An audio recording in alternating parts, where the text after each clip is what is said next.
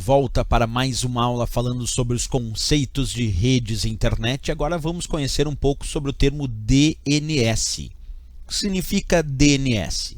Servidor ou sistema de nome de domínios. Então posso chamar DNS de o servidor DNS, que é o servidor de nome de domínios, ou ainda indicar como sendo o sistema DNS, o sistema de nome de domínios. E qual é a função desse sistema?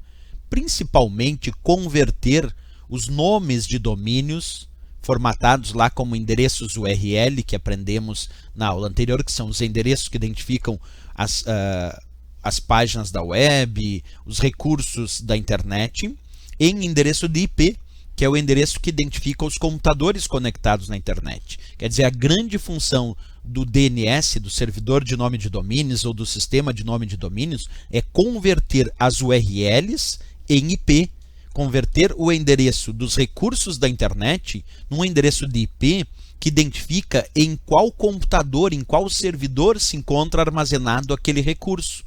Deixa eu dar um exemplo um pouquinho mais prático para que vocês possam entender. Acompanha comigo aqui. Imagina que eu estou aqui com o meu computador, aqui embaixo, este é o meu computador.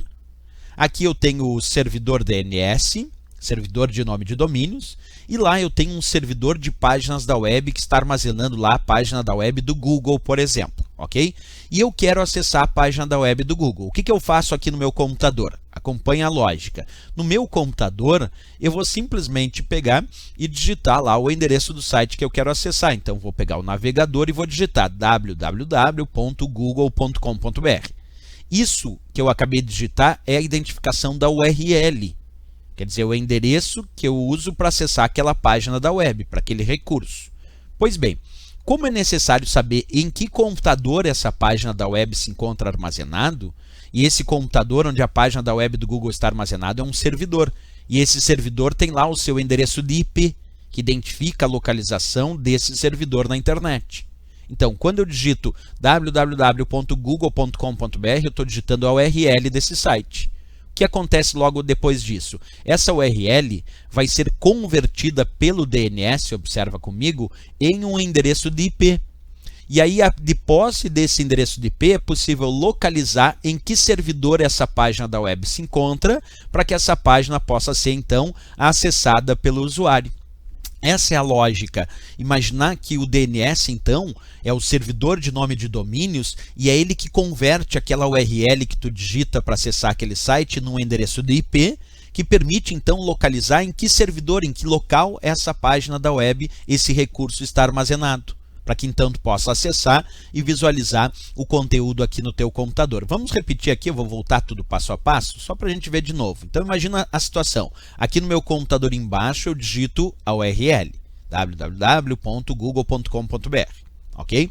Essa URL será convertida pelo DNS em um IP.